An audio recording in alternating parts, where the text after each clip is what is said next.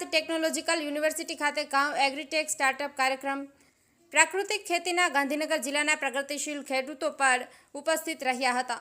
Gujarat technological યુનિવર્સિટીના પૂર્વ કુલપતિ ડોક્ટર નવીન શેઠ, ઇન્ચાર્જ કુલપતિ ગોપાલ સુતારિયા, બંસી ગૌશાળા અમદાવાદ, ગાય અને ગૌ આધારિત પ્રોડક્ટ્સ અને તેના વિશે નોલેજેબલ સંસ્થાના પીએચડી અધિકારીની ઉપસ્થિતિમાં ગાય આધારિત પ્રાકૃતિક ખેતી અંગે ખૂબ જ સરસ વર્કશોપનું આયોજન કરાયું હતું, જેમાં ગાંધીનગર ખાતેથી પ્રેતેનામા પ્રાકૃતિક કૃષિ ફાર્મ શિહોલી મોટીથી વિશેષ ઉપસ્થિત રહ્યા હતા। પ્રાકૃતિક ખેતી દ્વારા દેશી ગાય આધારિત તમામ આયોમાં સાથે રાખીને ખેતી કરી શકાય તે માટે ખેડૂતોને સમજણ આપવામાં આવી હતી। તેમના ફાર્મના પ્રોડક્ટનો પણ સ્ટોલ કરવામાં આવ્યો હતો। સાથે સાથે દેશી ગાય આધારિત બાબતોની બીજા જિલ્લાઓમાંથી પણ ખેડૂતોએ હાજર રહી અને સ્ટોલ કર્યો હતો। બહુ મોટા સમુદાયમાં ખેડૂતો હાજર રહ્યા હતા।